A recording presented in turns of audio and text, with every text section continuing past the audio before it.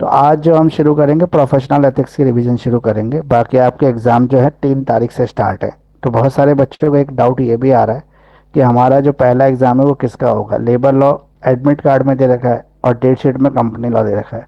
तो admit card तो केवल आपके एडमिशन के लिए है, लेकिन जो डेट शीट है एग्ज़ाम उसके अकॉर्डिंग होगा। तो डेट शीट में जो हमारा दे रखा है labour law, sorry company law, तो कंपनी लॉ का ही आपका फर्स्ट एग्ज़ाम होगा। पेपर कोड के हिसाब से भी पहला पेपर आपका लेबर लॉ है, लेकिन डेट शीट के हिसाब से एग्जाम होता है। जो भी डेट शीट में लिखा है वो एग्जाम होगा। तो डेट शीट में कंपनी लॉ लिखा है तो कंपनी लॉ का ही एग्जाम होगा आपका पहला। इसमें कोई कंफ्यूजन नहीं है कि आपका 2 जनवरी को कंपनी लॉ का एग्जाम है। ठीक है, बाकी आपके मन में भी कोई डाउट हो तो मैंने क्लियर कर दिया आपको कि भाई आपका जो एग्जाम होगा वो कंपनी लॉ का ही होगा। तो आज हम करेंगे प्रोफेशनल एथिक्स। कल हम सेम टाइम यही 2 बजे करेंगे आपका वो कंपनी लॉ की रिवीजन कल कर लेंगे। तो आज हम प्रोफेशनल एथिक्स करेंगे। सब्जेक्ट के बारे में मैं थोड़ा सा आपको बता देता हूँ कि ये जो हमारा प्रोफेशनल एथिक्स है ना, इसमें 2 चीज़ें आपको ध्यान रखनी होती हैं कि ये 50 मार्क्स की थ्योरी आती है और 50 मार्क्स का प्रैक्टिकल एग्जाम आता है आपका इसका एग्जाम में। जो आपकी थ्योरी आती है उसमें आपको कितने घंटे मिलेंगे पेपर देने के लिए। तो कुछ स्टूडेंट के मन में ये डाउट होता है कि 100 मार्क्स के पेपर के लिए हमें मिलते हैं 3 घंटे, तो शायद 50 मार्क्स से 1.5 घंटे मिलेंगे। तो ऐसा नहीं है, आपको पूरे 3 घंटे ही मिलेंगे इस एग्ज़ाम को देने के लिए भी। फिर क्वेश्चन कितने अटैम्प्ट करने पड़ेंगे, पेपर कैसा आएगा, तो पेपर वही 3 सेक्शन में ही आएगा। Section A, section B, section C. लेकिन वेटेज 50% डाउन हो जाएगी। जैसे सेक्शन ए आपका 20 मार्क्स का होता है, 4 4 मार्क्स से 5 क्वेश्चन। यहाँ पर भी आपके जो है 5 ही क्वेश्चन होंगे, लेकिन 2 2 मार्क्स के। तो 10 मार्क्स का सेक्शन ही होगा। फिर सेक्शन बी में अगर आ जाते हैं तो वहाँ पे 3 क्वेश्चन आते हैं, जिसमें से 2 अटैम्प्ट करने होते हैं 10 10 मार्क्स के। लेकिन प्रोफेशनल एथिक्स में होगा 2 ही क्वेश्चन अटैम्प्ट करने होंगे 3 में से, लेकिन 5 5 मार्क्स के 2 क्वेश्चन होंगे। फिर सेक्शन सी में अगर हम देखें तो टोटल 5 क्वेश्चन होते हैं, जिसमें से हमें 3 अटैम्प्ट करने होते हैं। तो 3 जो अटैम्प्ट करने होते हैं बाकी पेपर में 20 20 मार्क्स के होते हैं, लेकिन यहाँ पे 10 10 मार्क्स के 3 क्वेश्चन हमें अटैम्प्ट करने हैं। तो सेक्शन सी 30 मार्क्स का, सेक्शन बी हो गया आपका 10 मार्क्स का और सेक्शन ए 10 मार्क्स का। इस तरह से आपके 50 मार्क्स का पूरा पेपर हो जाता है। अब आंसर राइटिंग, अगर वेटेज कम हो रहा है तो आंसर का जो लेंथ है वो भी थोड़ा रिड्यूस करना पड़ेगा। तो डेफिनेटली आंसर रिड्यूस करना पड़ेगा। देखो, सेक्शन ए में आपको वही 1 पेज का आंसर लिखना है। सेक्शन बी के अंदर आप जो है आंसर लिख सकते हैं 2 2.5 पेज का, मैक्सिमम 3 पेज का लिख सकते हैं। 2 से 3 पेज में आप लिख दोगे तो बहुत हो जाएगा 5 मार्क्स में। वैसे 1 पेज में भी लिख दोगे तो बहुत होता है, लेकिन जब आपको पूरा 3 घंटा मिल रहा है तो 3 घंटे का यूटिलाइज तो करना ही, कम से कम 2 घंटे तो बैठना ही एग्जाम में। तो इसलिए 2 से 3 शीटें मान के चलो सेक्शन बी में, और सेक्शन सी में 3 3 से 4 शीटें। ये आपको सेक्शन सी में भरना है जो 10 मार्क्स का रहेगा। तो इस तरीके से आपकी टोटल शीटें 17 18 शीटें भर जाएंगी टोटल। 20 भर सकते हो। कुछ ऐसे स्टूडेंट होते हैं जो पूरी 28 के 28 ही भर देते हैं, क्योंकि टाइम तो है ही, जल्दी जाके भी क्या करना है, तो पूरा पेपर लिख लेते हैं और लंबे लंबे आंसर लिख देते हैं। तो उससे एक्स्ट्रा बेनिफिट कुछ नहीं मिलता है नंबर लिखने से, लेकिन ये होता है कंटेंट अच्छा होना चाहिए तभी मार्क्स मिलते हैं। तो कंटेंट के लिए क्या है कि आपको ध्यान रखना पड़ेगा इसके अंदर कि जो भी चीज़ आपको पूछी गई है केवल आप उसी का आंसर दें। बाद में अगर आपको ऐसा लग रहा है कि थोड़ी लेंथ कम रह गई तो लास्ट में कुछ कहानी या उसी से रिलेटेड कोई चीज़ और लिख सकते हैं, लेकिन शुरू में कोशिश करें जो क्वेश्चन में पूछा है उसी टॉपिक को उसी तरीके से कवर करें। जो हमारा प्रोफेशनल एथिक्स सब्जेक्ट है, ये एडवोकेट एक्ट 1961 से बहुत सारा निकला हुआ है। इसके अलावा इसमें कंटेम्प्ट ऑफ कोर्ट है, ये भी है। ठीक है, अब जो हमारा एडवोकेट एक्ट है उसमें एडवोकेट की ड्यूटीज, रिस्पॉन्सिबिलिटीज क्लाइंट के प्रति, कोर्ट के प्रति, बार के बेंच के प्रति, बार के प्रति, इसके अलावा एडवोकेट की मॉरल ड्यूटीज, ये सब इसके अंदर आ जाती हैं। तो सबसे पहले हम यही पढ़ेंगे, एक जो एडवोकेट है उसकी अकाउंटेबिलिटी क्या है, मतलब वो किसके प्रति अकाउंटेबल है, क्लाइंट के प्रति, कोर्ट के प्रति, सोसाइटी के प्रति। वैसे तीनों के प्रति एक एडवोकेट अकाउंटेबल होता है, तो उसकी अकाउंटेबिलिटी तीनों के प्रति बतानी है। या फिर एक अच्छे एडवोकेट के क्या राइट्स और क्या ड्यूटीज होती हैं ये आपको बतानी है। एक सक्सेसफुल एडवोकेट बनने के लिए आपके पास क्या क्वालिफिकेशन या क्या एबिलिटीज होनी चाहिए। तो सबसे पहले हम बात करेंगे qualities of a person to become a able and successful lawyer. एक व्यक्ति जो अच्छा एडवोकेट बनना चाहता है, कामयाब वकील बनना चाहता है, तो उसके पास क्या क्वालिटीज होनी चाहिए। तो सिंपल सा क्वेश्चन है ये, इसमें ज़्यादा कुछ नहीं है। किसी भी प्रोफेशन के लिए जो क्वालिटीज होती हैं वही सेम क्वालिटीज एडवोकेट के लिए भी है। एक अच्छे एडवोकेट बनने के लिए आपके पास बहुत सारी मल्टी फेसेट क्वालिटीज होनी चाहिए, मतलब मल्टी टैलेंटेड पर्सन जो होता है वही एक अच्छा एडवोकेट बन पाता है।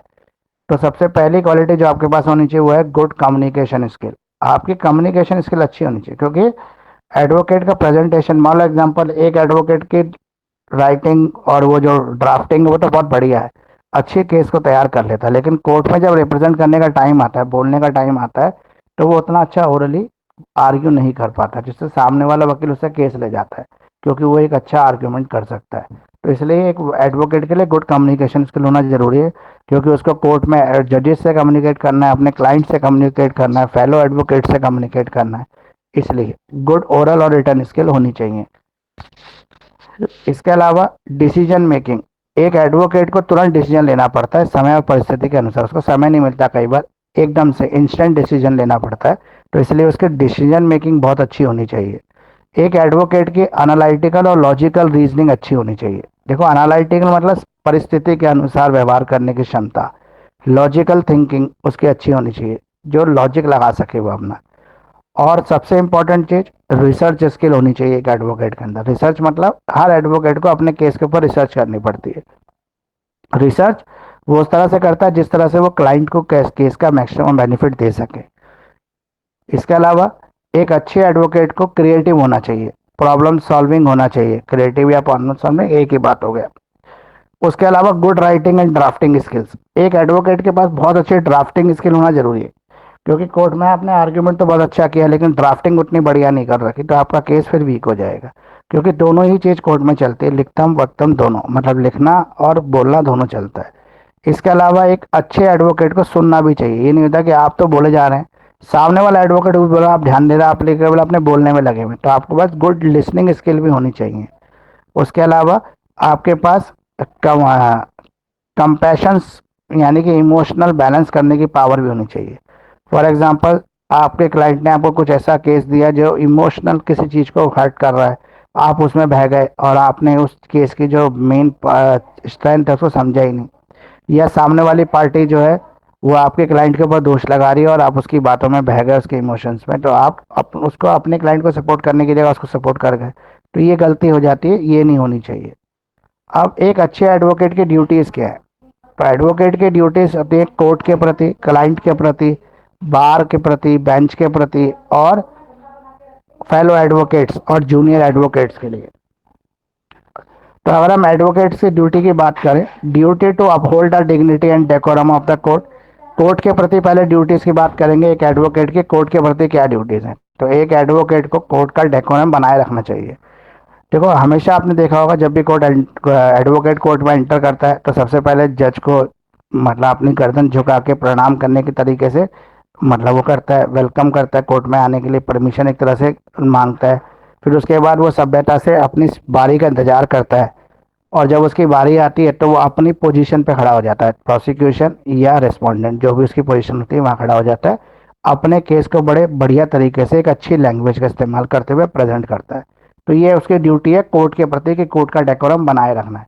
नहीं तो वो ऐसे अचानक कोर्ट में घुस जाए चिल्लाता हुआ, फाइल को लाके जज को बोले मेरा केस जल्दी ले लो, मुझे दूसरे केस पे जाना है, तो इस तरह की मिसबिहेविंग करेगा तो वो ठीक नहीं है, इसलिए उसको कोर्ट का डेकोरम बनाना जरूरी है।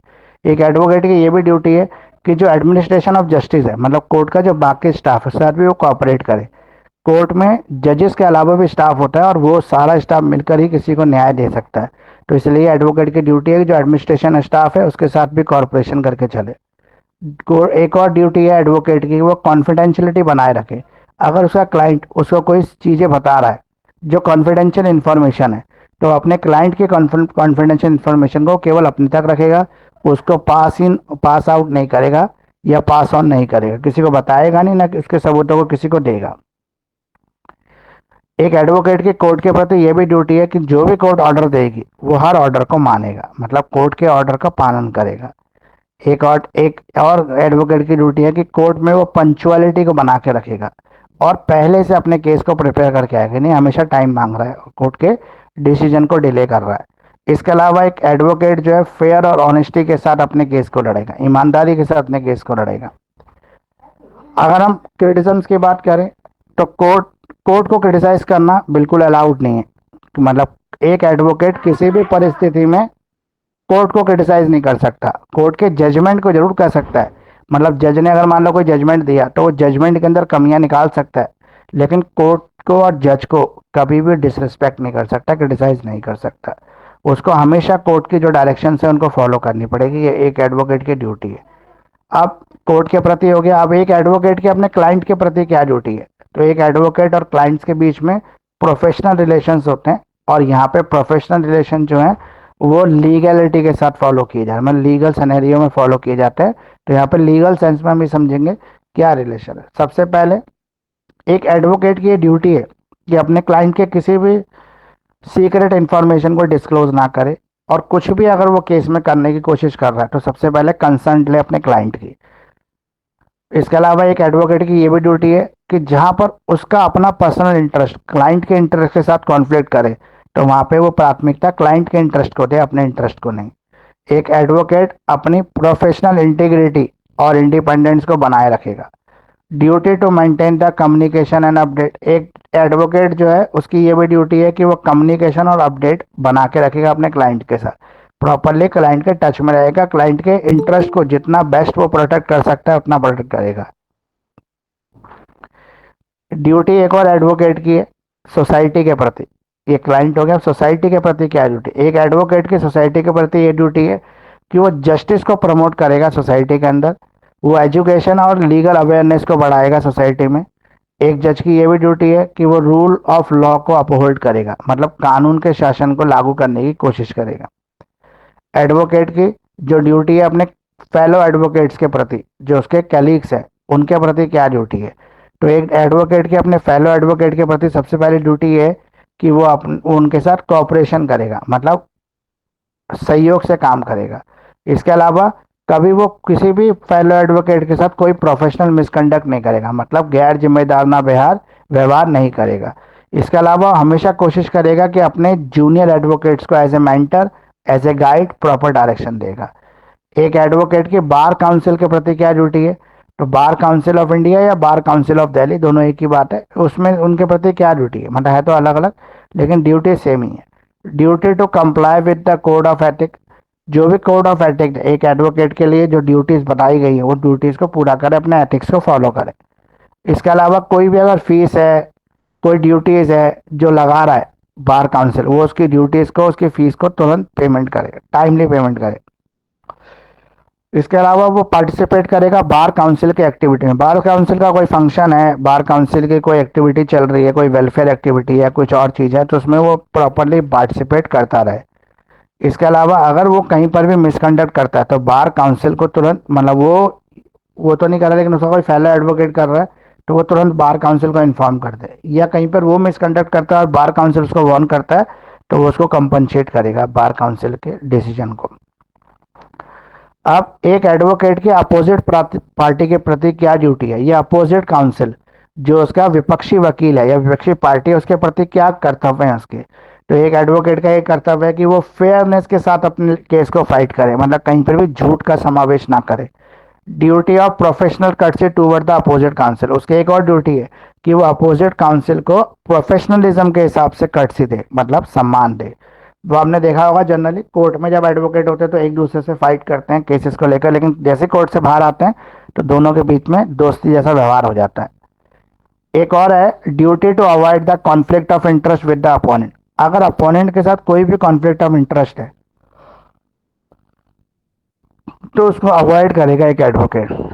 अब एडवोकेट के लीगल प्रोफेशन के प्रति क्या ड्यूटी है, जो हमारा लीगल प्रोफेशन जैसे वकालत उसके प्रति क्या ड्यूटी है। तो लीगल प्रोफेशन की डिग्निटी ऑनर्स को बनाए रखना, लीगल एजुकेशन को प्रमोट करना, ठीक है। इसके अलावा प्रोफेशनल कंडक्ट को मेंटेन करना और मिसलीडिंग इंफॉर्मेशन और फॉल्स स्टेटमेंट को अवॉइड करना। इसके अलावा रिस्पेक्ट करना authority of the court, court की अथॉरिटी की रिस्पेक्ट करना। एक एडवोकेट के ये ड्यूटीज कंप्लीट हो गई, अब एडवोकेट के राइट्स आ गए।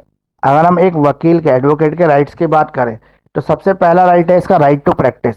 एक एडवोकेट को किसी भी कोर्ट के अंदर प्रैक्टिस करने का पूरा अधिकार है, किसी भी कोर्ट मतलब डिस्ट्रिक्ट कोर्ट और हाई कोर्ट। सुप्रीम कोर्ट के लिए कुछ स्पेशल क्वालिफिकेशंस पूरी करनी होती हैं तभी वो जा सकता है, और हाई कोर्ट के लिए भी एक सीनियरिटी लेवल होना चाहिए तभी आप हाई कोर्ट के केस फाइल कर सकते हैं।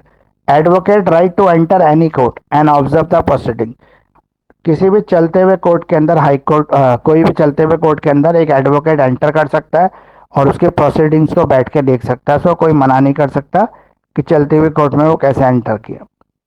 Advocate rights to freedom and speech and expression, advocate के पास freedom of speech and expression के राइट है, जिसके थ्रू वो अपने मत को, अपने विचारों को वो आगे रख सकता है। Advocate right to meet with accuse, वो एक्यूज के साथ मिलकर भी काम कर सकते हैं। इसके अलावा right to take the fee, एक एडवोकेट प्रॉपर और रीजनेबल फीस चार्ज कर सकता है। अगर एक एडवोकेट को किसी भी सिविल डिस्प्यूट के अंदर अगर अरेस्ट करने की कोशिश करते हैं तो एडवोकेट को अरेस्ट करना अलाउड नहीं होता सिविल डिस्प्यूट के अंदर। केवल क्रिमिनल डिस्प्यूट जो मर्डर वगैरह के केस होते हैं उन्हीं में केवल एडवोकेट को अरेस्ट करने की पावर है पुलिस के पास, नहीं तो फॉर एग्जाम्पल आपने किसी ट्रैफिक रूल का वायोलेशन किया, आपको पुलिस ने पकड़ लिया, तो वो एक सिविल सूट में आएगा क्योंकि फाइन ही मिलेगा, फांसी की सजा तो मिलेगी नहीं। तो उस कंडीशन में एडवोकेट को अरेस्ट नहीं किया जा सकता, केवल वार्न करके छोड़ा जा सकता है। एक एडवोकेट की यह भी ड्यूटी है कि वो सिक्योरिटी और प्राइवेसी को मेंटेन करे। इसके अलावा अगर एक आपको एज एन एडवोकेट रजिस्टर कराना है, ठीक है, आपको एक एडवोकेट के रूप में अपना रजिस्ट्रेशन कराना है, तो आपको क्या क्या रिक्वायरमेंट होंगी। तो सबसे पहले तो आपने लॉ की डिग्री कंप्लीट कर ली हो, आप लॉ ग्रेजुएट हो, वेदर आप बी एल एल बी और एल एल बी, आपने बी एल एल बी किया है, B com L L B किया है, B B L L B किया है, और दूसरा आपने एल एल बी किया है, वो भी वही। तो आपको एज एन एडवोकेट के लिए एलिजिबिलिटी मिल जाएगी रजिस्ट्रेशन कराने के लिए। इनरोलमेंट प्रोसेस क्या है, इसमें अगर आपको एडवोकेट के रूप में रजिस्ट्रेशन कराना है तो आप बार काउंसिल के हेड ऑफिस जाएंगे। जैसे दिल्ली बार काउंसिल का जो ऑफिस है वो लोधी रोड में, सॉरी लोधी रोड में नहीं है, इधर है श्री फोर्ट में है। तो श्री फोर्ट आप जाएंगे, वहाँ से एक फॉर्म लेंगे एडवोकेट रजिस्ट्रेशन कराने का, और जो उनकी फीस होगी उसको फीस को पेमेंट कर कर फॉर्म को जमा करा देंगे अपने डॉक्यूमेंट के साथ। तो 1000 रुपये की कम से कम ये फीस चार्ज करता है as an enrolment of advocate. इसके अलावा कौन कौन से डॉक्यूमेंट चाहिए रजिस्ट्रेशन कराने के लिए, सबसे पहले आपको डिग्री चाहिए लॉ की, लॉ की डिग्री चाहिए जो रेगुलर कोर्स डिग्री होनी चाहिए। आपको पता है कोरस्पॉन्डेंस कोर्स की डिग्री से आप लॉ के अंदर रजिस्ट्रेशन नहीं करा सकते। तो डिग्री हो गया आपको, सबसे पहले आपको डिग्री चाहिए। आप डिग्री के बाद आपको क्या क्वालिफिकेशन चाहिए,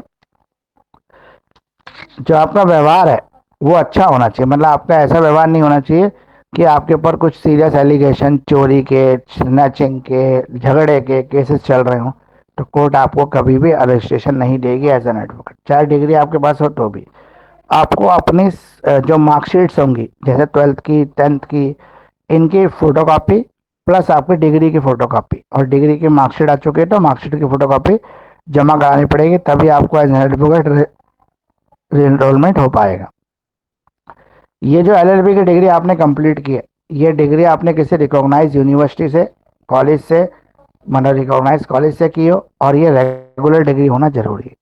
इसके अलावा आपके पास 12th स्टैंडर्ड का सर्टिफिकेट होना चाहिए, सेल्फ अटेस्टेड आपके पास होना चाहिए, 10th की marksheet along with the certificate of to be issued. तो ये सारी चीज़ें अगर आपके पास हैं और आपके कम से कम जो है पासिंग मार्क्स हैं, तो आप एज एन एडवोकेट रजिस्टर करा सकते हो। ये 5 साल और 3 साल दोनों का होता है। अब आपने डॉक्यूमेंट सबमिट करा दिए, आपने फीस दे दी, आपको आई कार्ड भी मिल गया टेम्पररी, लेकिन रजिस्ट्रेशन कब कंप्लीट होगा, जब आपके पास नोटिफिकेशन आएगा तब आपका रजिस्ट्रेशन कंप्लीट माना जाएगा। और रजिस्ट्रेशन कंप्लीट होने के बाद ही आप ऑल इंडिया बार एग्जामिनेशन जो AIBE का एग्ज़ाम है वो दे सकते हैं, और AIBE का एग्ज़ाम देने के बाद अगर आप उसमें पास हो जाते हैं तभी आप एज एन एडवोकेट रजिस्टर्ड होंगे। इसके अलावा जो ऑल इंडिया बार काउंसिल होती है, अगर आपका किसी स्टेट बार काउंसिल में रजिस्ट्रेशन है तो आप ऑल इंडिया बार काउंसिल के मेंबर बन सकते हो। Getting the certificate of participation, AIB के एग्जाम में जब भी आप पार्टिसिपेट करते हैं तो आपको एक सर्टिफिकेट ऑफ पार्टिसिपेशन मिलता है कि आपने एटलीस्ट पार्टिसिपेट तो किया, कितने मार्क्स से कम रह गया वो उसमें लिखा है। इसके अलावा आप अपने आप को इनरोल भी कर सकते हो एज एन एडवोकेट, मतलब जो ये कंपनीज होती हैं, जो ये सरकारी हैं, जो सरकारी ठेके लेके काम करती हैं, इसमें आप अपने आप को सुपरवाइजर के रूप में अपॉइंट भी कर सकते हैं। अब अगला क्वेश्चन इसमें कौन सा है देख लेते हैं।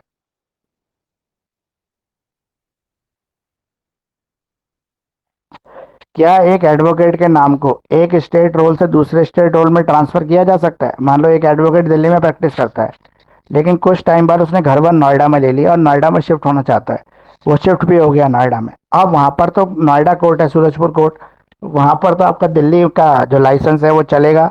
वैसे लाइसेंस सब जगह चलता है ऑल ओवर इंडिया, लेकिन फिर भी अगर वो यूपी की फैसिलिटीज लेना चाहता है, मतलब वहाँ के बार का मेंबर बन के उस बार की फैसिलिटीज लेना चाहता है, जो भी बार अपने मेंबर्स को फैसिलिटी देती है, तो वो डेफिनेटली बन सकता है। लेकिन इससे पहले उसको सबसे पहले क्या करना पड़ेगा, अपनी बार काउंसिल ऑफ दिल्ली में एक रजिस्ट्रेशन, मतलब आपको एक इनरोलमेंट के लिए एक एप्लीकेशन देनी पड़ेगी, जो आपके नाम से रजिस्टर्ड हो जाएगी। फिर पूरी चीज़ें आपसे चेक की जाएंगी कि आपके पास एलिजिबिलिटी है कि नहीं है। एक बार फिर से आपके डिग्री सर्टिफिकेट चेक होंगे, जो भी आपका ईयर है, जितने साल का आपको एक्सपीरियंस हो चुका है, उसकी वजह से आप कितने अनकेपेबल हैं ये डिसाइड किया जाएगा। एप्लीकेशन जो है नो ऑब्जेक्शन सर्टिफिकेट की, जो एडवोकेट है वो ट्रांसफर के लिए अप्लाई करेगा स्टेट बार काउंसिल में, where they were currently in force for a no objection certificate, तो वो नो ऑब्जेक्शन सर्टिफिकेट इन्फोर्स कर देगा। जब आपके पास एनओसी आ जाएगी, तो if the advocate meet the necessary criteria, there no objections और disciplinary issues, the NOC signifies that current state bar council has no objections to the transfer. अब है application of target state bar council. बताओ इसका ये मतलब क्या है कि आप जो है जिस भी पर्टिकुलर स्टेट काउंसिल में आप जाना चाहते हैं एज एन एडवोकेट, आप वहाँ पर एक एप्लीकेशन सबमिट कर दोगे और दूसरी एनओसी ला के वहाँ पे जमा करा दोगे। अगर वो अप्रूव कर देंगे तो उसके बाद क्या होगा, आपका जो है नाम चेंज होकर दूसरी बार काउंसिल में चला जाएगा। दिल्ली से यूपी जाएगा तो यूपी में चला जाएगा। इन सब प्रक्रियाओं के लिए एक टाइम फ्रेम होता है, उतने टाइम फ्रेम में बार काउंसिल को अपनी ये ड्यूटी पूरी करनी होती है। अगर कोई एडवोकेट किसी प्रोफेशनल मिसकंडक्ट में फंस जाए तो उसको क्या सजा मिलेगी? प्रोफेशनल मिसकंडक्ट जो हमने पढ़ा था, ये ड्यूटीज है एडवोकेट्स की, उसको ये सब काम करने चाहिए। अगर वो ये सब काम नहीं करता है, कुछ मिसकंडक्ट करता है अपने क्लाइंट्स के साथ, तो क्या होगा? तो यहाँ पे बार काउंसिल ऑफ इंडिया जो है उसके खिलाफ एक्शन लेगी। वो डिपेंड करेगा, अगर उससे जैसे फॉर एग्जाम्पल से कंप्लेंट आ गई दिल्ली बार काउंसिल में, बार काउंसिल इंडिया में नहीं है, दिल्ली बार काउंसिल में आ गई, तो सबसे पहले दिल्ली बार काउंसिल उसका एक्शन लेगा। उस एक्शन के लिए क्या करेगा, एक कमेटी बनाई जाएगी, वो कमेटी उस एडवोकेट के जो प्रोफेशनल मिसकंडक्ट कंप्लेंट है उसको पूरा चेक करेगी, उसके ऊपर अपनी रिपोर्ट फाइल करेगी। उस रिपोर्ट के बेस पर डिसाइड किया जाएगा कि एक एडवोकेट जिसने प्रोफेशनल मिसकंडक्ट किया है, मतलब बदतमीजी की है, उसको क्या सजा मिलेगी क्या नहीं मिलेगी। अभी जो कमेटी होती है इसमें कई तरह की कमेटी शामिल, जैसे executive committee, legislative committee, disciplinary committee, enrolment committee, ये सब कमेटी हैं। और finance committee, rules rules committee का, हाँ मतलब रूल्स कमेटी। उसके अलावा स्टेट बार काउंसिल में भी इस तरह की कुछ कमेटीज होती हैं, जैसे environment committee, disciplinary committee, welfare committee. ये सब कमेटीज जो है काम करती हैं लॉ को रिफ्रेम करने के लिए।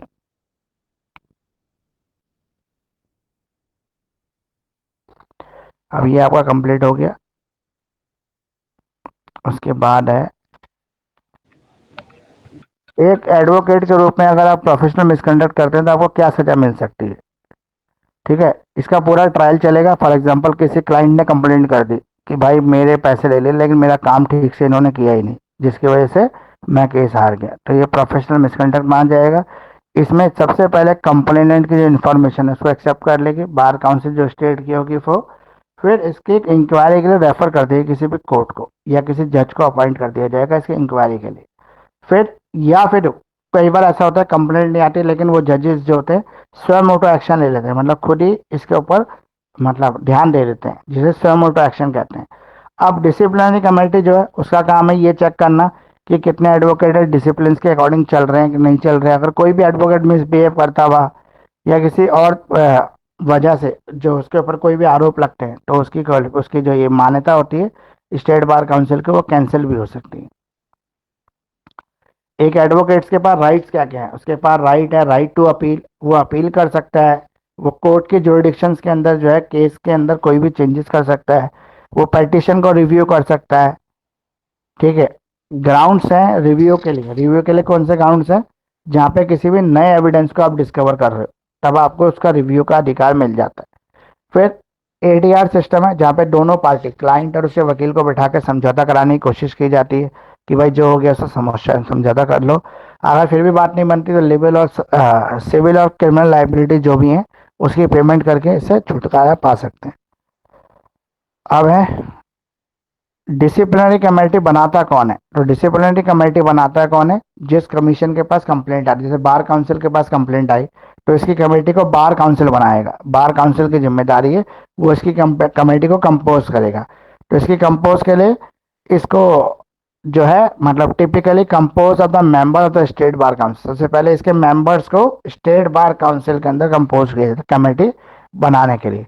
जो कमेटी है उसमें कुछ सीनियर एडवोकेट होते हैं, कुछ एक्सपीरियंस लीगल प्रोफेशनल्स होते हैं। और अपॉइंटमेंट की बात करें तो मेंबर ऑफ डिसिप्लिनरी कमेटी और appointment by the state bar council, और इसका अपॉइंटमेंट स्टेट बार काउंसिल करता है। तो बार काउंसिल में designate a chairperson and the other office bearers for the committee. अब है कोरम, इसमें कोरम बनाए रखना है। तो committee must have the quorum and discussion are usually taken by a majority vote of the member present. जितने member present हैं उसमें से जितने भी मेंबर मेजोरिटी के रूप में वोट कर देते हैं तो वही जो है मेजोरिटी। लीगल एक्सपर्ट, यहाँ पे जो इंडिविजुअल्स होते हैं जो कमेटी के मेंबर्स बनते हैं वो अपनी फील्ड में लीगली एक्सपर्ट होते हैं ताकि वो तुरंत डिसीजन दे सकें।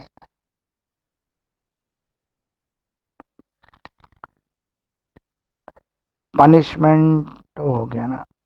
पनिशमेंट की बात करें तो जनरली इसमें फाइन ही लगता है, और फाइन किसके ऊपर डिपेंड करता है, जो नेचर ऑफ गुड्स है।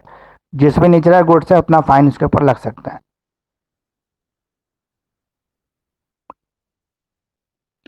अब अगला है right to appeal. Right to appeal का मतलब, अगर एक एडवोकेट को मिसकंडक्ट का आरोप लगा के उसका इनरोलमेंट को खारिज कर दिया, कैंसिल कर दिया, तो उसके पास एक री अपील का भी राइट होता है। वो अपील में चला जाता है, और ये अपील जो है जनरली हायर कोर्ट के ऊपर लगती है, मतलब हायर कोर्ट जो है उसके ऊपर लगती है।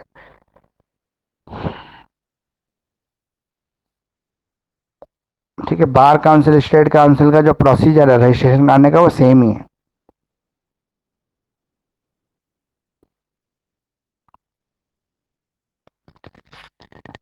अलग अलग बेसिस कौन से हैं जिनके बेस पर एक एडवोकेट के नाम को स्टेट रोल से काट दिया जाता है, मतलब काट सकते हैं।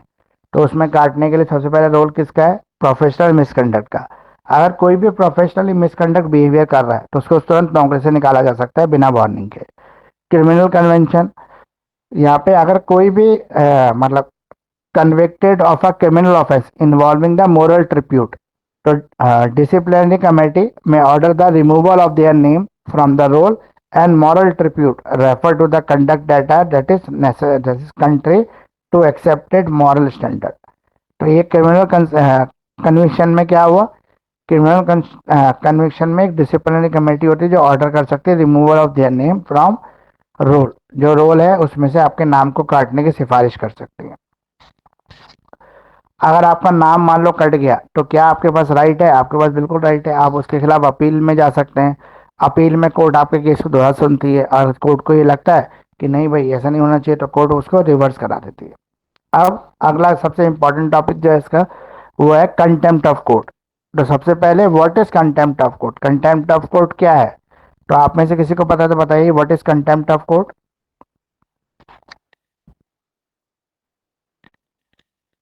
अभी मैंने ऊपर ही बताया था, जब हम कोर्ट की अवमानना करते हैं। कंटेम्प्ट, हाँ सर, अगर हम कोई ऐसा कोई कंडक्ट कर रहे हैं या ऐसा कुछ बोल रहे हैं जिससे जो कि कोर्ट की अवमानना हो रही है या इंसल्ट हो रही है, दैट इज कंटेम्प्ट। जिसमें हमारा प्रोफेशनल बिहेवियर भी हो सकता है, कोर्ट के डेकोरम को डिस्टर्ब कर रहे हैं तो भी कंटेम्प्ट ऑफ कोर्ट है। कोर्ट ने कोई ऑर्डर दिया, उस ऑर्डर को हमने फॉलो नहीं किया तो भी कंटेम्प्ट ऑफ कोर्ट है। ठीक है, जो एक्सपेक्ट किया जाता है एक लॉयर से, अगर वो भी बिहेवियर नहीं कर रहा है तो भी कंटेम्प्ट ऑफ कोर्ट में आता है। कोर्ट को क्रिटिसाइज करना, ठीक है, जज को क्रिटिसाइज करना, ये भी कंटेम्प्ट ऑफ कोर्ट है। तो कंटेम्प्ट ऑफ कोर्ट सिविल और क्रिमिनल दोनों तरह का हो सकता है। अगर हम सिविल कंटेम्प्ट ऑफ कोर्ट की बात करें तो कोर्ट के ऑर्डर को डिसअवॉय करना, कोर्ट के जजमेंट को डिसअवॉय करना, कोर्ट की डिक्री को डिसअवॉय करना, ये सिविल कंटेम्प्ट ऑफ कोर्ट है। इसमें सिविल जो कंटेम्प्ट होता है, यहाँ पे जो कंटेम्नर होता है, जो कंटेम्प्ट कर रहा है उसको मतलब जैसे एडवोकेट है तो उसके इनरोलमेंट को कैंसिल करने के लिए भी सिफारिश की जा सकती है। और अगर कोई क्लाइंट है जो कर रहा है कंटेम्प्ट ऑफ कोर्ट तो उसको प्रॉपर पनिशमेंट दी जा सकती है सीरियसनेस ऑफ केस के हिसाब से। क्रिमिनल कंटेम्प्ट क्या है, ये तो सिविल हो गया, आप क्रिमिनल कंटेम्प्ट क्या है। तो क्रिमिनल कंटेम्प्ट जो है जो इन्वॉल्व करता है एक्शंस को जो ऑब्स्ट्रैक्ट करते हैं interference with the demon, the authority of the functioning of the court. This can include the disrespectful behavior, offensive language, any act that scandalize the court. तो क्रिमिनल कंटेम्प्ट क्या है? यहाँ पर जो कंटेम्प्ट है उसके अंदर उस तरह के एक्शंस इन्वॉल्व होते हैं जो हमें क्या करते हैं, किसी भी अथॉरिटी या कोर्ट की फंक्शनिंग को काम करने में बाधा पैदा कर देते हैं। मतलब कोर्ट कुछ करना चाह रही है लेकिन हम उसको करने नहीं दे रहे या उसके अंदर कोई बाधा उत्पन्न कर रहे हैं, तो ये क्रिमिनल कंटेम्प्ट ऑफ कोर्ट आता है। अब जो हमारा एसेंशियल है, देखो कंटेम्प्ट ऑफ कोर्ट के एसेंशियल क्या है? कंटेम्प्ट ऑफ कोर्ट कैसे होगा? वो होगा विलफुल डिसअबर्डेंस, जानबूझ के कोर्ट के ऑर्डर को ना मानना। नॉलेज ऑफ ऑर्डर, आपको ऑर्डर की नॉलेज है लेकिन फिर भी आप जानबूझ के उधर नहीं जा रहे या उस मैसेज को नहीं देख रहे। इसके अलावा डेलिबरेट वायलेशन, अनजाने में होता है वो। और आपका पब्लिकेशंस के थ्रू, मतलब आपने अखबार में, प्रिंट मीडिया में कोई ऐसी बात लिख दी जिसे आप कोर्ट को क्रिटिसाइज कर रहे हो, तो आप ये कह के नहीं बच सकते कि मैंने वर्बली ओरली तो कुछ कहा ही नहीं, तो वहां पर भी कंटेम्प्ट ऑफ कोर्ट आ जाएगा। अब जो कंटेम्पनियस कंडक्ट होता है उसमें क्या क्या चीजें इंक्लूड हैं? तो पहला है disavoiding, disobedience of the court order, court के ऑर्डर को ना मानना। डिस्टर्बिंग कोर्ट प्रोसीडिंग, कोर्ट की प्रोसीडिंग को डिस्टर्ब करना। स्कैंडलाइज द कोर्ट, कोर्ट को स्कैंडल में फंसाने की कोशिश करना। रिफ्यूजिंग टू कॉर्पोरेट, कोर्ट के साथ कॉपरेट करने से मना कर देना। और कंटेम्प्ट बाय पब्लिकेशन, अगर आपने किसी प्रॉपर पब्लिकेशन के अंदर मतलब कोई ऐसी चीज लिख दी जो कोर्ट की अवमानना कर रही है, तो वो भी कंटेम्प्ट ऑफ कोर्ट कहलाएगा। तो ये सिविल और क्रिमिनल दो तरह का होता है, ये आपको ध्यान रखना है। अब कंटेम्प्ट ऑफ कोर्ट कौन कर सकता है, ठीक है? और रिमाइंड रेमेडीज क्या है कंटेम्प्ट ऑफ कोर्ट के केस में? पर्सन जो कंटेम्प्ट कोर्ट करता है उसको क्या रेमेडीज हैं? तो कंटेम्प्ट ऑफ कोर्ट की बात करें तो ये कोई भी इंडिविजुअल, कोई भी प्रोफेशनली साउंड पर्सन जैसे लॉयर हो गया वो, ये लोग कर सकते हैं कंटेम्प्ट जो कोर्ट में जा रहे हैं। तो कंटेम्प्ट में include the parties to a case, तो जो भी केस में इन्वॉल्व पार्टीज होती हैं उसमें आता है कंटेम्प्ट ऑफ कोर्ट जो है आपका। It is typically involve the conduct, disrespect, obstruct the authority and functioning of the court. The offender may include parties to a cease, to a case, attorney, witness, member of the public or even the media organization. देखो contempt कौन कौन कर सकता है? जो attorney general है वो court के अवमानना कर सकता है, तो वो भी आपका कंटेम्प्ट या बिहेवियर आ गया। या कोर्ट के अंदर कोई विटनेस है वो कोर्ट का डेकोरम डिस्टर्ब कर रहा है, तो भी कंटेम्प्ट ऑफ कोर्ट आ गया। कोर्ट का कोई भी मेंबर, जैसे कोई टाइपिस्ट बैठा है या कोई आवाज लगाने वाला व्यक्ति है कोर्ट के अंदर, वो भी अगर कुछ ऐसा करता है तो उसके ऊपर भी कंटेम्प्ट ऑफ कोर्ट का केस चल सकता है। अब है अगला पॉइंट इसी के अंदर है ऑफेंस। इसको हम ऑफेंस क्यों कहते हैं? ऑफेंस ऑफ कंटेम्प्ट, कंटेम्प्ट का ऑफेंस क्या है? जैसे अटॉर्नी, अटॉर्नी क्या होता है? जो अटॉर्नी जनरल ऑफ इंडिया होता है जिसको भारत का संविधान नियुक्त करता है। तो यहाँ पे कई कारण है इसके लिए। पहला, behaviour in the court, court में क्या व्यवहार है उसका। Failure to comply with the court, court के साथ कंप्लाइंस करना, कोर्ट के ऑर्डर को ना मानना, कोर्ट ने कुछ भी आपको डायरेक्शंस दिए उस डायरेक्शन को फॉलो ना करना, ये सारा कंटेम्प्ट एक्ट में कवर हो जाता है। अब है मेंबर ऑफ द पब्लिक, जो पब्लिक के मेंबर है जो पार्टिसिपेट करते हैं कोर्ट के अंदर, जैसे पब्लिक जो बैठी होती है कोर्ट में, वो भी कंटेम्प्ट ऑफ कोर्ट के केस में फंस सकती है, लेकिन अगर वो अपने व्यवहार को ठीक नहीं रखते तो। इसके अलावा जो मीडिया हाउसेज या मीडिया ऑर्गेनाइजेशन है जो कवर कर रही होती है ट्रायल को, वो भी कई बार मिसकंडक्ट कर सकती है। तो मिसकंडक्ट का मतलब है कोर्ट को डिसरिस्पेक्ट करना।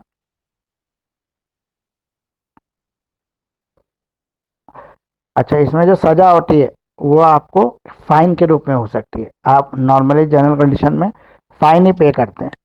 विड्रॉवल और प्रोसीड, विड्रॉ और ये प्रोसीड, कुछ केसेस के अंदर कोर्ट जो है यहाँ पे विड्रॉ कर लेती है उसको और उसको किसी दूसरे कोर्ट में ट्रांसफर कर, जब कोर्ट को ऐसा लगता है कि भाई इस व्यक्ति को अब यहाँ पर न्याय देना मुश्किल है, तो वो दूसरे कोर्ट में उसके केस को ट्रांसफर कर सकती है।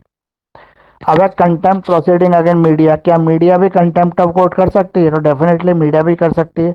जैसे अभी केस में डिसीजन नहीं आया लेकिन मीडिया पहले से ही मीडिया ट्रायल चला के केस का फैसला दे देती है। मतलब बहुत सारे चैनल ऐसे हैं जो कह देते हैं भाई इसने ये गुनाह किया तो ये सजा मिलनी ही चाहिए, और जबकि उसका गुनाह भी साबित नहीं हुआ है फिर भी। इसके अलावा उन्होंने कम्युनिटी सर्विसेज में कुछ पॉइंट बना रखे हैं, उन्हीं पॉइंट के थ्रू वो कम्युनिटी सर्विस प्रोवाइड करते हैं। तो जो इस तरह की चीज़ों के अंदर इन्वॉल्व होता है वो कंटेम्प्टर कहलाता है। Due to the process in contempt proceeding, contempt proceeding का प्रोसीजर क्या है? तो यहाँ पर क्या प्रोसीजर है? Contempt proceeding must adhere to principle of the due profession to ensure the fairness. Notice, सबसे पहले जिसने वायलेशन किया है उसको नोटिस देना, ठीक है, और फिर वो उस नोटिस का रिप्लाई करेगा, फिर लीगल रिप्रेजेंट करेगा, फिर आपके पास से देगा। अब है कंटेमनर में और दूसरा पर्सन कौन सा? इंडिविजुअल। जो भी डिफेंसेस अवेलेबल है, मतलब एक व्यक्ति कंटेम्प्ट करने के बाद भी बच सकता है, और बचने के लिए कौन कौन से डिफेंस उसको दे रखे हैं? तो बचने के लिए सबसे पहला डिफेंस है लैक ऑफ नॉलेज। वो ये है कि बच सकता है कि मुझे इसकी पूरी जानकारी नहीं थी, क्योंकि मैंने बहुत लेट इसको देखा या समझने की कोशिश की, जब तक समय जा चुका था, डेट आ गई थी, तो इसलिए मेरी लैक ऑफ नॉलेज है। तो ये एग्जाम्पशन डिफेंस के रूप में एप्लीकेबल हो जाती है, कोर्ट इसको मानती है। इम्पॉसिबिलिटी ऑफ कंप्लाइंस, जहाँ पे आपके जो कंप्लाइंस है वो इम्पॉसिबल है।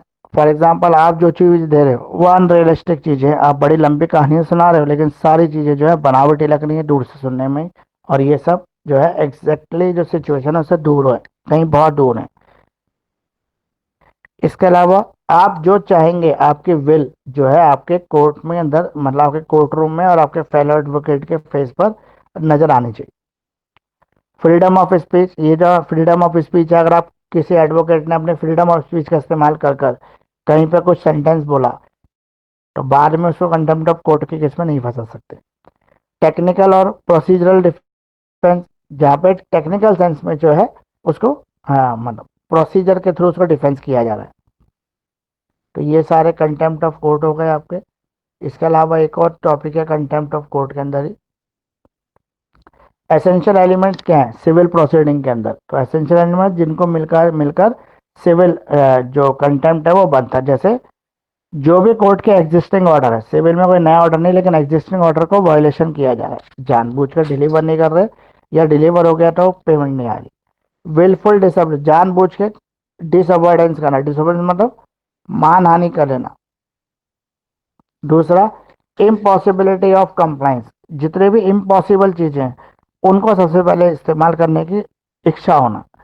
चेंज इन सरकमटेंसेस, सरकमटेंसेस बदल जाते हैं, तो हर चीज बदल जाती है। कंटेम्परर में argue that compliance is no longer possible, ऐसे वो ये भी कह सकता है कि जिस के थ्रू आप मुझे सजा देने की कोशिश कर रहे हैं वो आउटडेटेड हो चुका है। लेकिन यहाँ पर गुड फेथ और गुड बिलीफ को साथ में देखा जाता है। तो कंटेम्परर जो एसेट्स है, they acted in the good faith, believing that their sons were of compliance with the court।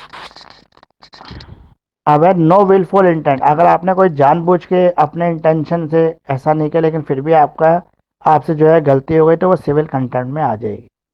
अगर आप मेंटली फिट नहीं है, फिजिकली फिट है लेकिन मेंटली फिट नहीं है, तो आपकी गवाही को गवाही नहीं माना जाएगा। ये तो कंटेम्प्ट ऑफ कोर्ट हो गया हमारा। कंटेम्प्ट ऑफ कोर्ट थोड़ा सा इंपॉर्टेंट टॉपिक है, थोड़ा लेंथी भी है, लेकिन कंटेम्प्ट ऑफ कोर्ट करना आपको जरूरी है, ये करना ही पड़ेगा, इसके अलावा कुछ ज़्यादा चारा आपके पास है नहीं। क्या सिविल कोर्ट क्या सिविल कंटेम्प्ट के अंदर हाई कोर्ट और सुप्रीम कोर्ट अलग अलग डिसीजन दे सकती है? तो यहाँ पे अगर हम हाई कोर्ट की बात करें तो उसके पास आर्टिकल 215 है, जिसको यूज कर कर वो इस तरह की अपील्स को सुनती है और अपना डिसीजन देती है, अपनी जुरिडिक्शन डिसाइड कर देती है। ठीक है। अब सुप्रीम कोर्ट जो है वो आर्टिकल 129 के जो इंडियन कॉन्स्टिट्यूशन का है, उसके अंदर ये कंफर्म करती है कि सुप्रीम कोर्ट के पास जो पावर है वो किसी को भी पनिश कर सकती है अगर वो जो है लॉ ब्रेकर है। इसके अलावा अगर हम हाई कोर्ट की बात करें या सुप्रीम कोर्ट की बात करें, तो हाई कोर्ट और सुप्रीम कोर्ट दोनों ने ही कंटेम्प्ट के अंदर इन्वॉल्वमेंट रखी है। सॉरी, हाई कोर्ट या सुप्रीम कोर्ट दोनों ही होने वाले कंटेम्प्ट के ऊपर सजा दे सकते हैं। सुप्रीम कोर्ट के पास भी ये पावर है कि वो कंटेम्पनर को सजा दे सकता है, और हाई कोर्ट के पास भी ये पावर है कि वो कंटेम्पनर को सजा दे सकता है। जहां पर भी आपसे टाइप पूछेगा तो टाइप तो दो ही होते हैं, सिविल और क्रिमिनल। सिविल और क्रिमिनल हर जगह आप इसको लिख सकते हो, ये काफ़ी फेमस सी चीज़ है। अब बार का और बेंच का क्या रिलेशन होता है, मतलब एक एडवोकेट का अपने फेलो एडवोकेट से क्या संबंध है या क्या संबंध होना चाहिए, और एक एडवोकेट का अपने जजेस के प्रति क्या संबंध है और कैसा होना चाहिए। तो जस्टिस जो है उसके कॉर्नर स्टोन क्या है, डेमोक्रेटिक सोसाइटी। अगर लोकतांत्रिक देश है तो जस्टिस को अच्छी तरह से लागू लागू किया जा सकता है। जो लॉयर्स हैं, एडवोकेट्स हैं, वो जनरल इतनी ज़्यादा तादाद में हो गए हैं कि वहाँ पर कंपटीशन बहुत ज़्यादा हो गया, मतलब लेने वाले डिमांड ज़्यादा हो गई, सप्लाई उतनी ही कम है। तो यहाँ पर रिलेशनशिप जो है इंटेग्रल इफेक्ट करता है functioning of a legal system ensuring the fair and just resolution of dispute, मतलब डिस्प्यूट को रिजॉल्व करने के लिए फेयर प्रिंसिपल्स और रूल ऑफ लॉ को इस्तेमाल किया जाता है। यहाँ पे जो एडवोकेट्स होते हैं, ठीक है, वो जस्टिस के लिए फाइट करते हैं, मतलब वो अन्य को अपन न्याय, अपनी पार्टी को, अपने क्लाइंट को न्याय दिलाने के लिए फाइट करते हैं। इसीलिए वो कई बार कई चीज़ों से कॉम्प्रोमाइज भी करते हैं। लीगल एडवाइजर, जजेस सॉरी एडवोकेट जो है उसको एज अ लीगल एडवाइजर भी अपना रोल का प्ले करना चाहिए, क्योंकि सोसाइटी में अगर वो ही सबसे ज़्यादा पढ़ा लिखा व्यक्ति है तो उसके लिए ज़रूरी है कि वो आगे चीज़ों को स्प्रेड करे। गार्जियन ऑफ राइट, गार्जियन का मतलब अगर कोई भी इंडिविजुअल है, ठीक है, इंडिविजुअल कोई भी लाइट या आपकी लिबर्टीज है, तो एवरी पर्सन है एक्यूज टू लीगल रिप्रेजेंटेटिव, तो हर व्यक्ति जो उसके साथ एसोसिएटेड है वो लीगल रिप्रेजेंटेशन कहलाएगा, उसका ये रिप्रेजेंटेटिव कहलाएगा। Is afford in the fair and impartial hearing. Public interest agency, जहाँ पे पब्लिक के इंटरेस्ट को देखा जाता है, यानी कि पब्लिक इंटरेस्ट लिटिगेशन के अकॉर्डिंग केसेस डिसाइड किए जाते हैं। इसके अलावा मीडिएटर और नेगोशिएटर जो होता है उनका रोल ये होता है दोनों पार्टी को मिलाकर इस जो डिस्प्यूट है इसको रिजॉल्व किया जाए किस तरीके से। अब ब्रीच का रोल क्या होता है, यानी कि ब्रीच का रोल कैसे कर सकते हैं। इम्पार्शियल एजुडिकेटर, सबसे पहले जजेस जो है इम्पार्शलिटी के साथ डिसीजन देते हैं, मतलब जज के लिए दोनों ही पार्टी इक्वल है। जज ये नहीं देखता कि ये पार्टी अच्छी है कि वो पार्टी अच्छी है, ए या बी, वो अपना न्यूट्रल सेंस में आंसर देता है। कॉन्स्टिट्यूशन जो है हमारा किसी के लिए भी गार्जियन का रोल प्ले कर सकता है। इसके अलावा जो इंटरप्रिटेशन की जिम्मेदारी होती है वो हाई कोर्ट या सुप्रीम कोर्ट के पास होती है, वो इंटरप्रिटेशन कर सकते हैं और जुडिशियल डिसीजन को प्रिजर्व रख सकते हैं। कॉस्ट मैनेजमेंट एंड एडमिनिस्ट्रेशन, मतलब यहाँ पर आप कॉस्ट को मैनेज कर रहे हो या फिर एडमिनिस्ट्रेशन को मैनेज करने की कोशिश कर रहे हो। फिर है लोकल पॉलिसी डेवलपमेंट, जितना भी हमारा लोकल पॉलिसीज होती हैं उनके डेवलपमेंट के लिए भी एक एडवोकेट की रिस्पॉन्सिबिलिटी बनती है कि समाज के अंदर जो तरक्की होनी है या होने वाली है उसकी तैयारी करनी है आपको।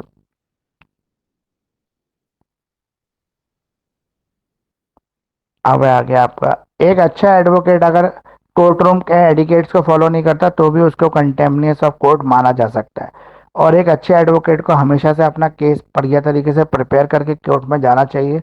अगर बिना केस को तैयार किए कोर्ट में चला जाता है और आर्ग्यूमेंट करता है तो इसको कंटेम्प्ट ऑफ कोर्ट में शामिल कर सकते हैं। रूल ऑफ लॉ, फेयर और एजुडिकेशन, ये दो प्रिंसिपल ऐसे हैं जो लगभग हर जगह यूज हो सकते हैं आपके। मान लो दो एडवोकेट के इंटरेस्ट का कॉन्फ्लिक्ट हो गया आपस में, तो जहां पे दो एडवोकेट के इंटरेस्ट का कॉन्फ्लिक्ट हो जाता है आपस में, वहां पर डिसीजन लेने की जिम्मेदारी किसकी हो जाती है, स्टेट की हो जाती है। स्टेट मतलब राज्य की हो जाती है, वो डिसीजन लेता है। अब आपका मुझे लग रहा है प्रोफेशनल कंडक्ट में, प्रोफेशनल एथिक्स के अंदर लगभग हर चीज कंप्लीट हो गई है। बेसिकली ये जो एडवोकेट एक्ट 1961 और कंटेम्प्ट ऑफ कोर्ट, इसी के चारों तरफ घूमता है ये चैप्टर। और जो ये आपका इंडियन एडवोकेट एक्ट है इसमें अभी कुछ रिसेंट चेंजेस भी हुए थे, उसको भी यहाँ पे शामिल करके देखा जाएगा। अब ये है बार काउंसिल ऑफ इंडिया कैसे बनता है। देखो स्टेट बार काउंसिल तो ऐसे बनता है कि जितने भी डिस्ट्रिक्ट कोर्टों के अंदर, चाहे दिल्ली में 4 या 5 जो डिस्ट्रिक्ट कोर्ट हैं, उन सारी डिस्ट्रिक्ट कोर्टों के जजेस जो सॉरी लॉयर्स जो होते हैं वो एक जगह इकट्ठे हो जाते हैं और इकट्ठे होकर अपने प्रमोशन के लिए और अपनी वेलबींग के लिए एक एसोसिएशन का निर्माण करते हैं। उस एसोसिएशन को स्टेट लीगल, मतलब सॉरी इसको कहते हैं वो लीगल फ्रेमवर्क में एक एसोसिएशन तैयार करते तो कहते हैं स्टेट बार काउंसिल।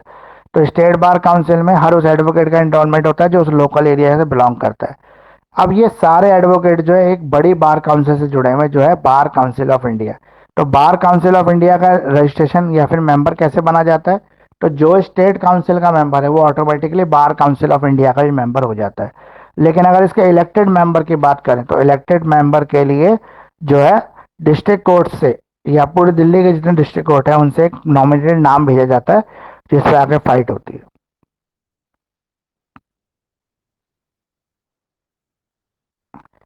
एक प्रेसिडेंट के पास क्या क्या पावर है, एक वाइस प्रेसिडेंट के पास क्या क्या पावर है, तो आपके अगर प्रेसिडेंट की बात करें तो गवर्नमेंट ऑफ इंडिया के पास ये पावर है कि वो अपने मेंबर्स, जो भी ऐसे मेंबर्स हैं जो बार काउंसिल की ड्यूटी में बैठे, और अगर उन्होंने बिना किसी क्वालिफिकेशन के इसको एक्सपायर कर लिया तो उसे वापस ले सकती है। और जो है उनका टर्म 2 साल का डिसाइड हो जाता है, हर 2 साल बाद वो उसको चेंज करेंगे। अब है आपका फंक्शंस क्या है, इसके इसके काम क्या, मतलब ये क्या काम करता है।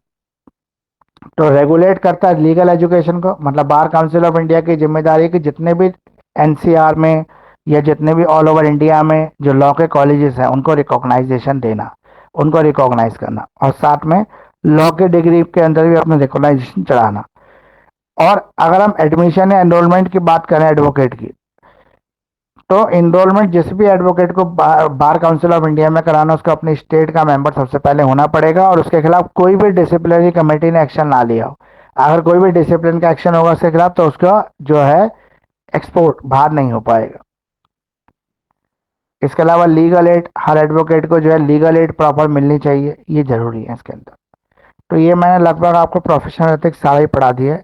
कोई आपको अभी ऐसा लग रहा हो कि ये रह गया या वो रह गया तो वो पूछ लो एक बार।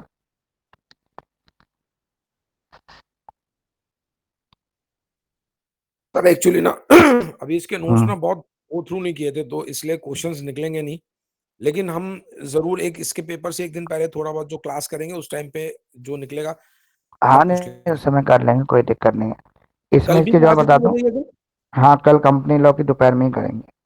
अच्छा ठीक है। एक चीज़ और मैं आपको बता दूं इसके अंदर, जी। कि हमारे कोर्ट के अंदर कुछ सीनियर एडवोकेट भी होते हैं जिनको सीनियर एडवोकेट का डेजिग्नेशन मिला होता है, और ये जी। डेजिग्नेशन कौन देता है, ये सुप्रीम कोर्ट अलॉट करता है सीनियर एडवोकेट का डेजिग्नेशन। जो एडवोकेट को प्रैक्टिस करते करते 10 साल हो गए जी।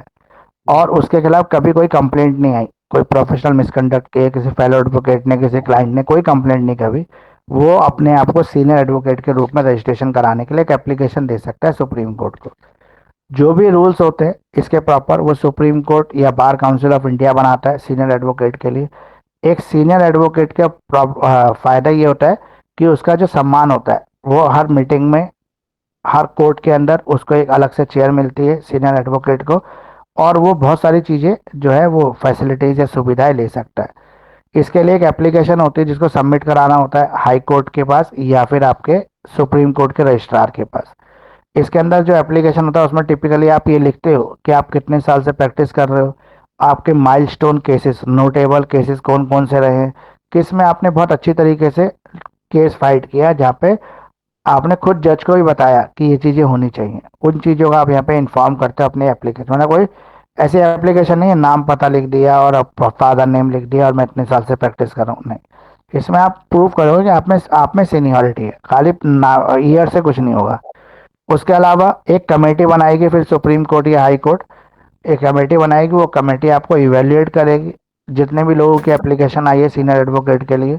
अगर उसको लगता है कि आपकी एप्लीकेशन में दम है और आप सीनियर एडवोकेट का डेजिग्नेशन के लिए मतलब योग्यता रखते हैं, तो आपको अप्रूव कर देगी और फिर कोर्ट के थ्रू आपको सीनियर एडवोकेट का डेजिग्नेशन मिल जाएगा। एक सीनियर एडवोकेट की जो ड्रेस होती है उसमें भी हल्का सा माइनर सा डिफरेंस होता है, मतलब उसका जो ब्लैक कोट होता है उसमें थोड़ा डिफरेंस होता है, हल्का सा, ज़्यादा नहीं। तो ये सीनियर एडवोकेट है ये भी। और एक चीज़ और है कि आपको पता होगा, जैसे आप भी अभी लॉ ग्रेजुएट हो जाओगे तो उसके बाद आप बार काउंसिल ऑफ इंडिया का एग्ज़ाम दोगे जिसको AIBE के एग्ज़ाम कहते हैं। तो AIBE के एग्ज़ाम के ऊपर भी प्रोफेशनल मतलब एथिक्स के अंदर ही क्वेश्चन पूछ सकता है कि ये AIBE का एग्ज़ाम क्यों रखा गया है, जबकि लोग पहले से ही लॉ की डिग्री लेके आ गए, फिर भी AIBE का एग्ज़ाम क्यों ले रहे हैं। ये इसलिए ले रहे हैं क्योंकि हमारा जो प्रोफेशन है वो कम्पिटेंसी से भरा हुआ है, मतलब कम्पिटेटिव प्रोफेशन है, बहुत ज़्यादा कंपटीशन है। तो यहाँ पे कोई भी ऐसा बंदा ना आ जाए जो इरीजनेबल, मतलब इरिस्पॉन्सिबल हो, ठीक है, या ठीक उसको इनकी पढ़ाई ना हुई हो, उस तरह के लोग ना आ जाए, या फर्जी डिग्री विग्री वाले लोग ना आ जाए, इसलिए ऐसा किया जाता है। और ये जो बार काउंसिल का एग्ज़ाम होता है ये ओपन बुक एग्ज़ाम होता है। जितनी भी बार आप बार काउंसिल के एग्ज़ाम में पार्टिसिपेट करते हो उतनी बार आपको सर्टिफिकेट ऑफ पार्टिसिपेशन मिलता है बार काउंसिल से। और जब आप इसके अंदर क्लियर हो जाते हो एक बेसिक क्वालिफिकेशन के थ्रू, तो आपको जो है एडवोकेट के रूप में रजिस्टर कर दिया जाता है आपके दिल्ली जो भी आपकी स्टेट होती है उसके अंदर, और ऑटोमेटिकली आप बार काउंसिल ऑफ इंडिया के भी मेंबर बन जाते हैं। ये एग्ज़ाम ओपन बुक एग्ज़ाम है, आप कितनी मर्जी अपने साथ बुक ले जा सकते हो, कोई दिक्कत नहीं है। इसके अलावा ये प्योरली लॉ के सब्जेक्ट पे ऑब्जेक्टिव टाइप क्वेश्चन होता है। इसमें भी जो है एडवोकेट्स के साथ और भी चीज़ें एक्सपेक्ट की, जैसे उसका प्रोफेशनल कंडक्ट। फॉर एग्जांपल मान लो उसने रजिस्ट्रेशन करा लिया है फरवरी मार्च में या अप्रैल में, और उसके एग्ज़ाम हो रहे हैं नवंबर में, तो उस दौरान अगर उसके खिलाफ कोई भी कंप्लेंट अगर आ जाती है तो फिर उसको एआईबी के एग्ज़ाम में पास होने के बाद भी एज एन एडवोकेट रजिस्ट्रेशन नहीं मिलता। तो इसलिए रजिस्ट्रेशन मिलना बहुत ज़रूरी है। ठीक है, इसके अलावा रिट जोडिक्शंस भी पूछ सकता है। क्या रिट जोडिक्शंस जो है कोर्ट एडवोकेट के लिए भी हो सकती है?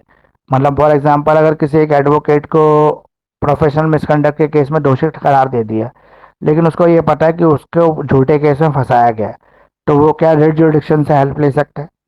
तो डेफिनेटली वो ले सकता है रिट जोडिक्शन से हेल्प, क्योंकि रिट के थ्रू भी वो अपनी इनोसेंसी को साबित कर सकता है।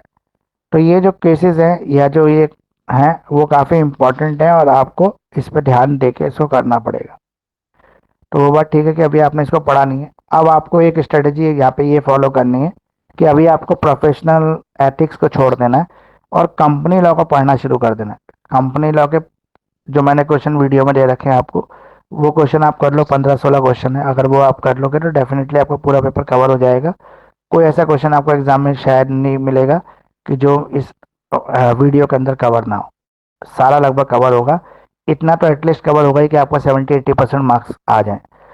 मार्क्स लाने के लिए आंसर राइटिंग भी बहुत अच्छी होनी चाहिए। तो आंसर राइटिंग में जैसे मैं हमेशा बताता हूँ कि आपकी हैंड राइटिंग थोड़ी नीट एंड क्लीन होनी चाहिए। देखो अब इतने टाइम बाद हैंड राइटिंग सुधरेगी नहीं, लेकिन फिर भी कोशिश करो कि जितना नीट एंड क्लीन कर सको उतना।